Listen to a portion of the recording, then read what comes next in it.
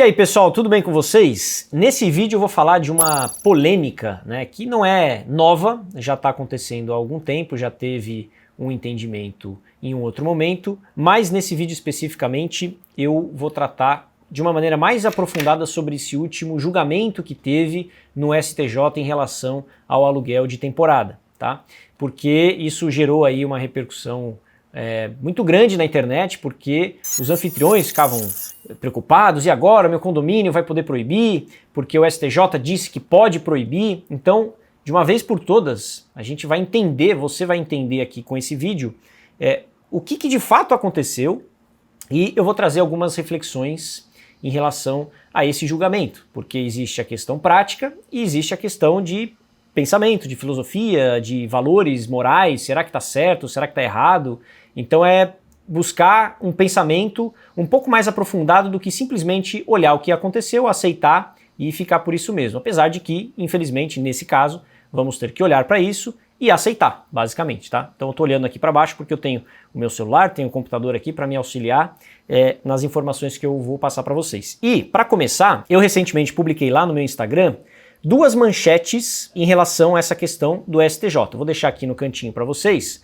A primeira delas, STJ define que condomínio pode barrar locação temporária de imóvel via Airbnb. Impedimento do serviço precisa estar em convenção e ser votado por 2/3 dos moradores.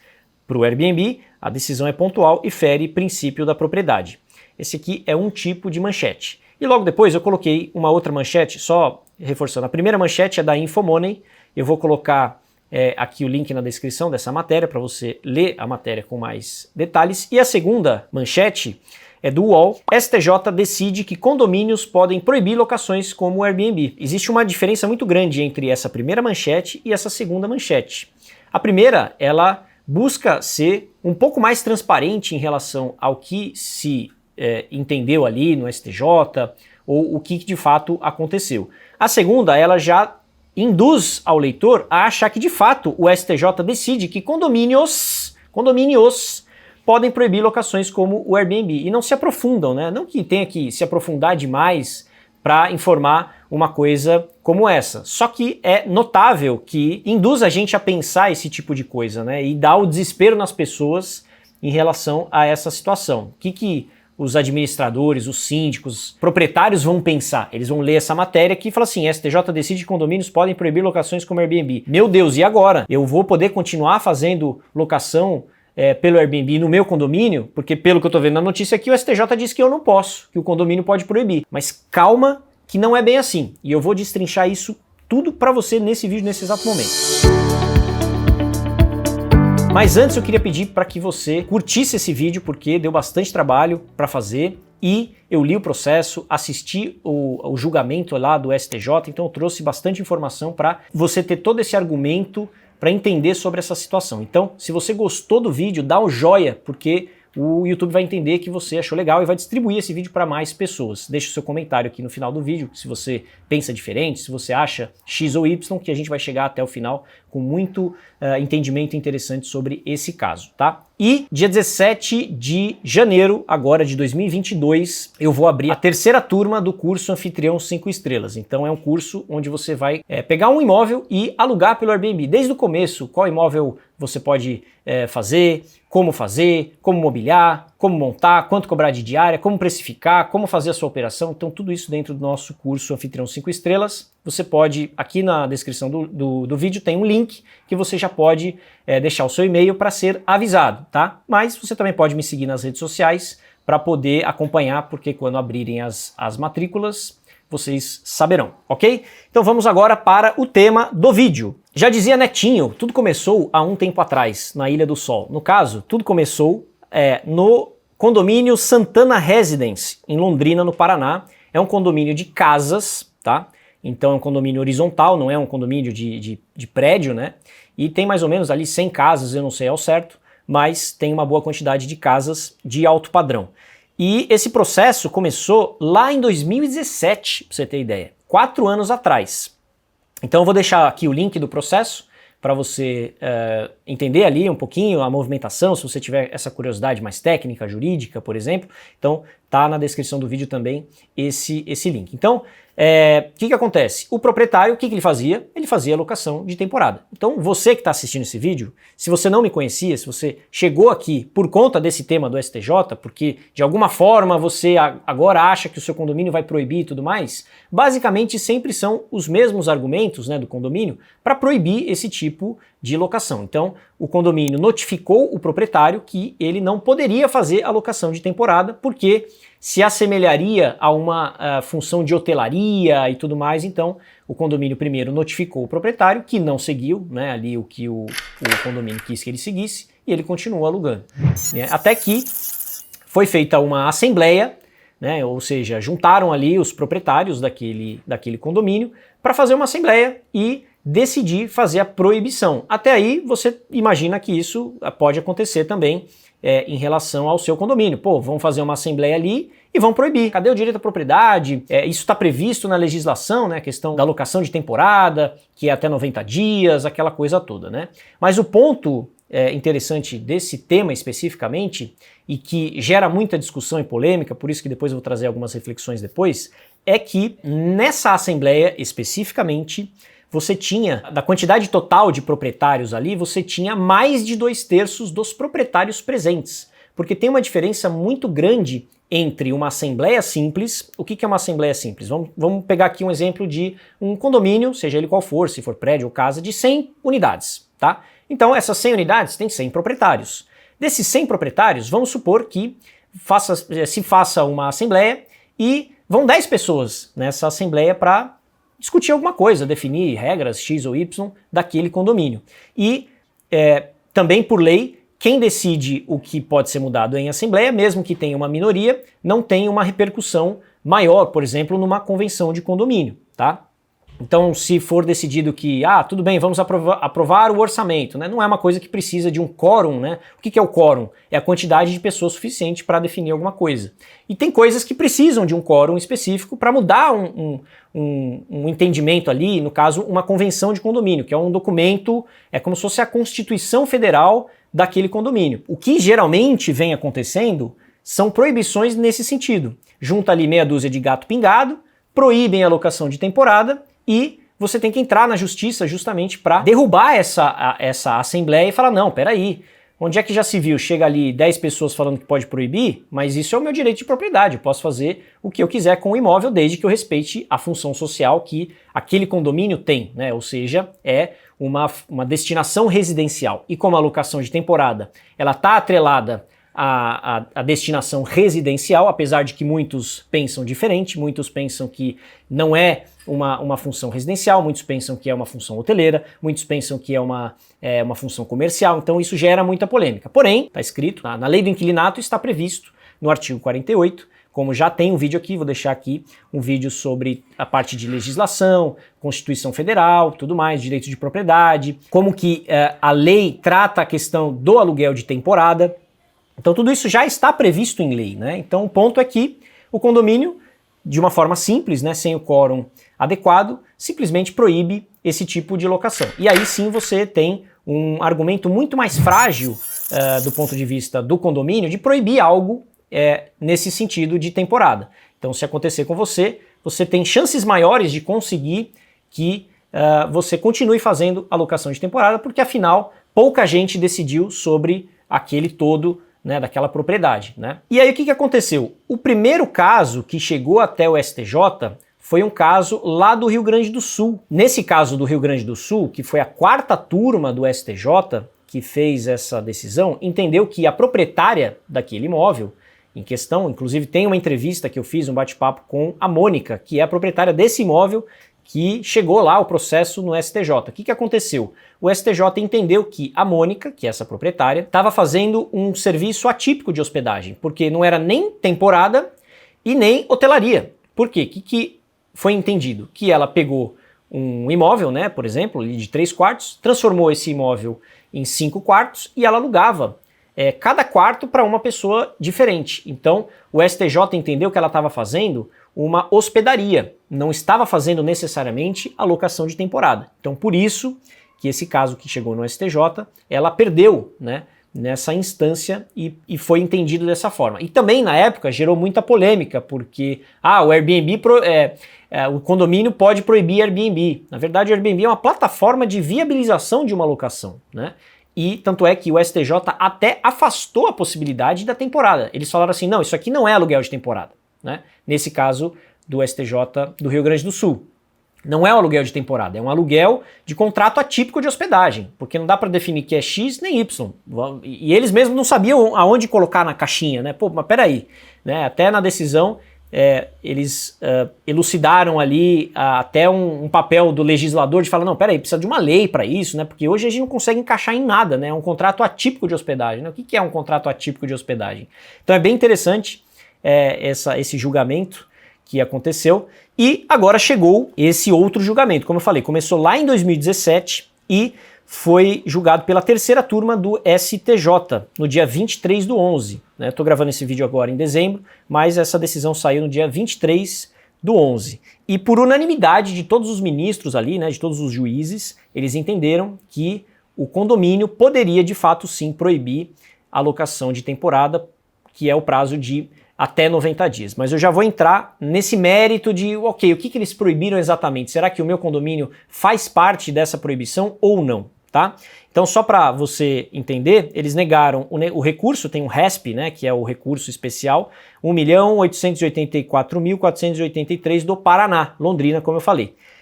Vou deixar aqui na descrição do vídeo também. Esse caso especificamente, ele não vale para todos os outros casos. Então tem um termo jurídico que é o erga omnes. O que é o erga omnes? É quando um caso ele tem repercussão em todos os outros casos. Ou seja, se decidiu para o caso específico, ele vai ser uma decisão que vai impactar todos os outros. O que não é o caso dessa situação. Mas evidentemente que isso gera um precedente, porque quando houver um novo processo em relação a isso, os advogados, os condomínios vão alegar esse processo do STJ falando, peraí, não, mas tem entendimento que é a favor da proibição. Então, mesmo que não seja um efeito geral, né, dessa decisão, ela tem repercussões ali de precedente, né? Opa, já teve uma decisão aqui a favor, já teve uma decisão aqui que realmente deixou que o condomínio proibisse. Mas agora a gente vai aprofundar o que é que exatamente, como que o condomínio de fato conseguiu proibir e que o STJ entendeu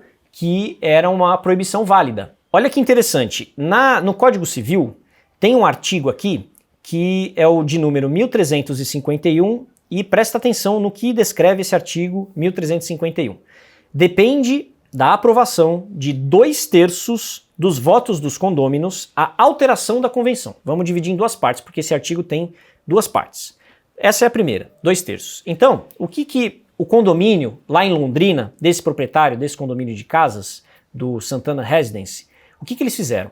Como eu falei, eles tiveram mais de 2/3 ali dos condôminos, dos proprietários dos imóveis presentes naquela assembleia. E colocaram em pauta a mudança na convenção de condomínio, que é, como eu falei, a Constituição Federal do Condomínio. Então o que aconteceu? Elucidou-se a possibilidade de, peraí, então já que não podemos proibir a locação de temporada em si, vamos fazer uma alteração na convenção do condomínio dizendo que locações por um prazo inferior a 90 dias não são permitidas. Então, conforme está aqui no artigo, nada mais adequado, entre aspas, o condomínio fez para que, peraí pessoal, vamos lá, na lei está falando que é 2/3. Se 2/3 disserem que vamos proibir a locação de temporada, né, inferior a 90 dias, então podemos fazer isso, porque vamos fazer uma mudança na convenção do condomínio. E foi exatamente o que foi feito. Se eu não me engano, pelo que eu vi aqui no processo, tinham 90 pessoas lá, e das 90 pessoas, vamos supor que sejam 100, eu não sei exatamente a quantidade de propriedades que tem, mas com certeza isso ultrapassou ali os 2/3 de proprietários conforme a lei prevê, e 2 pessoas só votaram contra, né? Votaram contra continuar fazendo Airbnb, e o resto votou ali para que de fato entrasse na convenção do condomínio essa proibição.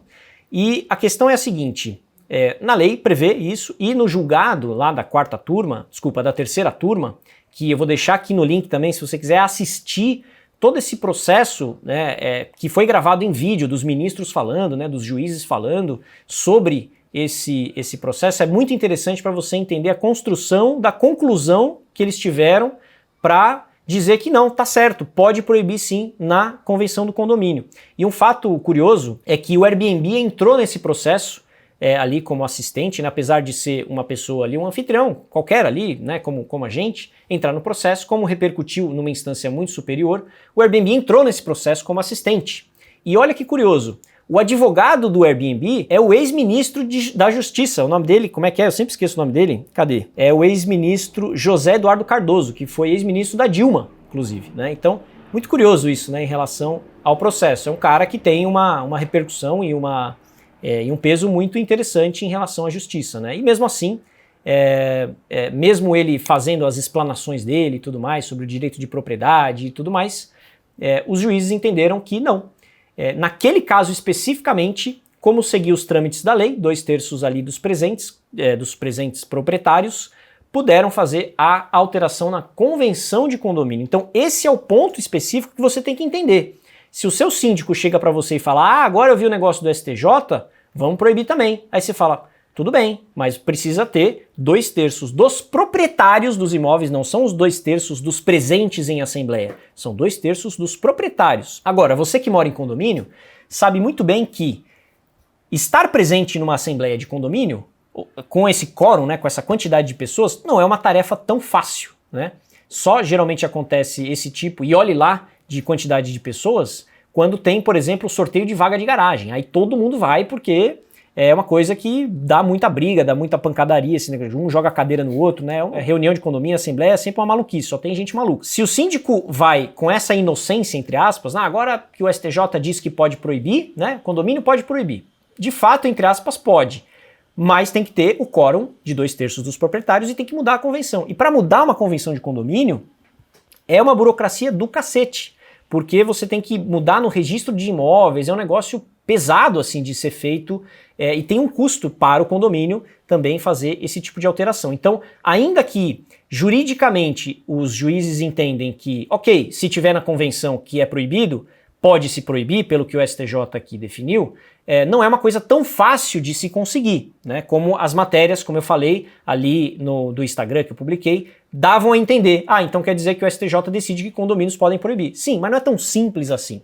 Então saiba disso, até para você não ficar vendido ali com o síndico, com o vizinho, porque eles vão ler exatamente aquelas matérias. Eles vão ler que o STJ decidiu, então, vamos só fazer aqui uma assembleia, decidir para proibir, pronto. Pode até ser um tiro no pé do próprio condomínio, do próprio síndico, se ele não souber exatamente isso que eu estou falando aqui para você.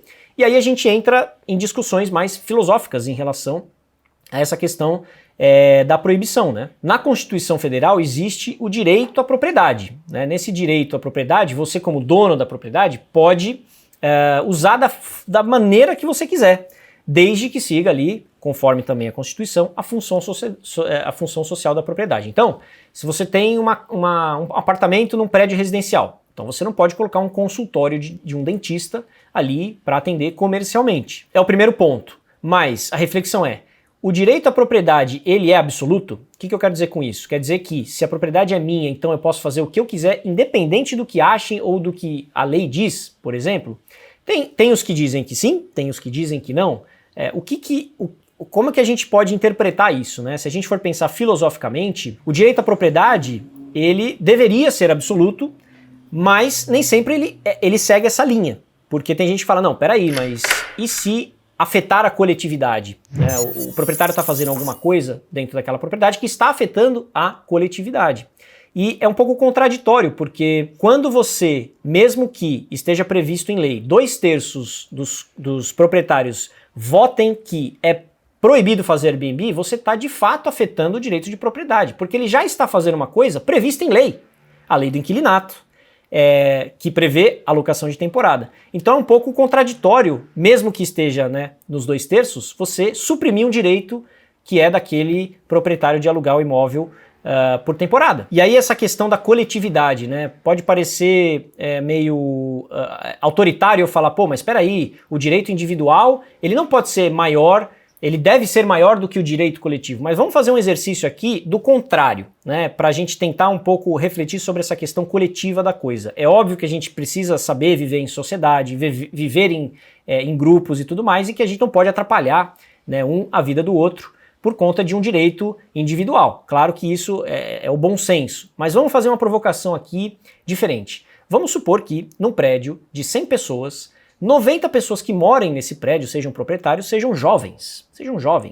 E existe a lei do silêncio, né? E o regimento interno do condomínio, que é depois das 10 horas ou das 11, da meia-noite, não pode fazer barulho no salão de festa, né? Não pode ter música alta. Só que vamos supor que 90 desses proprietários desse condomínio sejam jovens e 10 pessoas sejam velhos, né? Ou pessoas que sejam contrárias a alguma situação. Então vamos supor que aqueles jovens decidam coletivamente, olha que bonito, coletivamente eles decidem, não, peraí, eu acho que é certo sim permitir que quando fizermos uma festa, né, a gente pode ir até 4 horas da manhã com som alto, porque estamos definindo coletivamente o que é melhor para o nosso condomínio. Ah não, mas espera aí, tem a lei do silêncio, do negócio das 10 horas da noite. Não importa a lei, importa que aquela coletividade decidiu em prol daquela comunidade que som alto até as 4 da manhã faz sentido. E aquelas 2 outras pessoas, 10 outras pessoas, né, que falaram, não, peraí, isso é um absurdo, você vai me atrapalhar, eu quero dormir, eu tenho coisa para fazer, é um absurdo vocês autorizarem que esse tipo de alteração de condomínio, de convenção de condomínio aconteça, permitindo festa até 4 horas da manhã. Seria um absurdo, não seria? Pois é. E é exatamente esse caso que a gente está tratando aqui.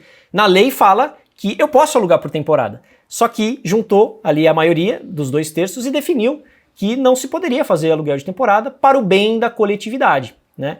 Que no caso sempre é a mesma desculpa. É a desculpa de que vai ter uma alta rotatividade, vai ter a entrada de pessoas estranhas no condomínio, vai ter uma possibilidade de insegurança naquele condomínio. E é engraçado porque sempre que acontece algum problema com algum locatário do Airbnb, é uma coisa assim, ah lá, tá vendo? É hóspede, é coisa de Airbnb, tá vendo? Por isso que tem que proibir. Agora, se o proprietário caga no meio da rua, se quebra alguma coisa, ou se é um inquilino, ninguém fala nada, né? Ninguém se manifesta e fala, pô, peraí, esse proprietário tá infringindo as regras aqui. Porque, inclusive, pela lei também, o inquilino temporário, ele tem as mesmas responsabilidades que o inquilino de longo prazo. Então, se ele infringir alguma regra do condomínio, ele vai levar uma multa, ele vai ser punido também. Então, eu queria trazer essa reflexão em relação a isso, porque não é porque a coletividade decide o que é melhor que, de fato, é moralmente correto. Então, se eu defino lá com um monte de jovens que fazer festa até 4 horas da manhã é legal, é bom porque a coletividade decidiu assim, não quer dizer que moralmente é correto. Então, é essa provocação que eu queria trazer para você. Tem um caso que você pode tirar ali a posse do proprietário do próprio imóvel.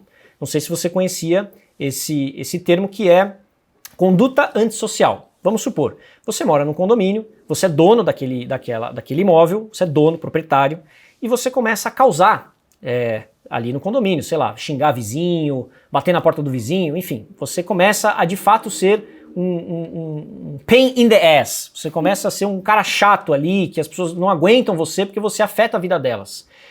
Por lei, você pode tirar aquele proprietário de lá, só que você não tira o direito de propriedade dele. Ou seja, você tira a posse daquele imóvel dele, que ele está usando, então ele está morando, e pela conduta antissocial você expulsa aquele cara daquele condomínio, só que aquele proprietário continua sendo dono. Ele pode vender, ele pode alugar para outras pessoas, mas ele não pode usar o imóvel dele justamente por uma questão de conduta antissocial que, ao meu ver, é razoável você poder tirar uma pessoa que não é porque ela é dona, volta àquela questão que eu falei, não é porque ela é dona que ela pode fazer o que bem entender, desde que não afete a vida dos outros ali, condôminos e vizinhos e tudo mais, né? E temos uma outra questão que é muito interessante aqui no Brasil, que é o fato do príncipe. Talvez você já tenha ouvido falar. O que é o fato do príncipe?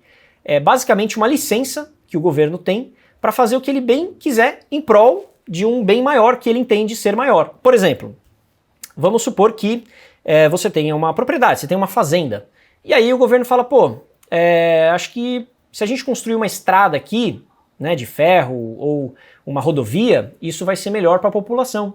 Então, peraí, quem é dono dessa terra aqui, desse pedacinho de terra aqui da estrada? Ah, é o José? Ô José, é o seguinte, ó, a gente vai fazer uma obra aqui e é muito importante para a nossa sociedade, porque vai permitir que tenha uma rodovia e, né, e você cria todo o argumento que você quiser.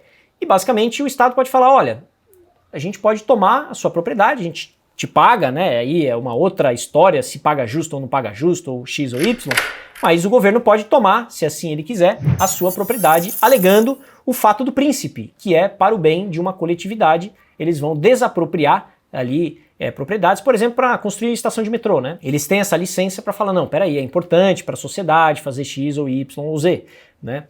É claro que é importante você fazer benfeitorias de infraestrutura, etc., mas até que ponto o governo pode autoritariamente imputar você a isso, de falar, não, peraí, você vai ter que desocupar, não é uma opção, você vai ter que desocupar, né? Porque aí o governo também fala o que ele bem entender, não, vamos fazer uma avaliação aqui do seu imóvel, o seu imóvel vale 50 mil reais, tá bom? Então olha só, estamos te pagando aqui, estamos sendo justos, estamos pagando o valor que a gente está avaliando que é o correto. Então, por que eu trouxe esse fato do príncipe, né? Porque no final das contas, se o governo decide que aquilo é certo, eles têm a força para, de fato, determinar que aquilo é correto. É a mesma coisa dos 2/3 ali do condomínio, né? Ali que o STJ definiu que, ok, se a coletividade coloca que é possível fazer a proibição e tem a maioria conforme a lei, né? O artigo 1351, então quer dizer que sim, você pode proibir esse tipo de prática. Então só queria trazer essa reflexão e perguntar para você, e aí, você acha correto essa proibição que o STJ fez de validar uma mudança na convenção de condomínio, ou você acha que de fato é uma restrição do direito de propriedade? Coloca aqui embaixo o que você pensa, porque de fato isso gera muita polêmica. Tem os que pensam X, tem os que pensam Y, e eu acabei não falando sobre o restante do artigo 1351, que é a segunda parte dele, fala: a mudança da destinação do edifício ou da unidade imobiliária depende da aprovação pela unanimidade dos condôminos. Então, você vê que tem uma diferença muito grande entre a questão dos 2/3 e a questão da unanimidade. O que entende aqui nessa parte do artigo? Quer dizer que se eu quiser mudar a destinação de residencial para misto ou para comercial, eu preciso que absolutamente todos os donos, sem exceção, falem que sim, pode mudar a destinação do condomínio. E aí é uma outra coisa, né? Então ele vai de residencial para misto, ou de residencial para comercial, ou vice-versa, de comercial para residencial. Então você precisa de fato, o quórum de todos para que você possa fazer essa mudança. Talvez um caminho em relação a essa questão de proibir o aluguel de temporada deva ir mais pela unanimidade. O direito à propriedade, ele, ao meu ver, ele é muito importante para que 2/3 apenas, não estou falando que é pouco, mas 2/3 eu acredito que seja pouco, né? Porque você vai ter muita gente ainda que vai ser contra. E aqui, para você mudar a destinação do imóvel, você precisaria de unanimidade. Será que seria mais justo unanimidade ou seria mais justo, de fato, os 2/3? Me fala aí nos comentários. Eu sei que é um tema muito delicado, muito polêmico e que gera muita discussão. E a ideia desse vídeo é justamente trazer essa discussão à tona para que a gente simplesmente não aceite como as coisas são, né? Ah, então o STJ falou, tá certo. Ok, eles entenderam daquela forma. Mas como cabeça de juiz, cada cabeça uma sentença, eu acho importante você, como proprietário, refletir sobre essa decisão. Espero que você tenha gostado desse vídeo. Se você gostou, eu relembro aí para você deixar um joinha, compartilhar com os seus amigos, com o síndico do seu prédio aí que de repente queira proibir, né? Ele tem todo o direito, né, de fazer o que ele bem entender, mas existem vários entendimentos. E a gente se vê no próximo vídeo. Até mais!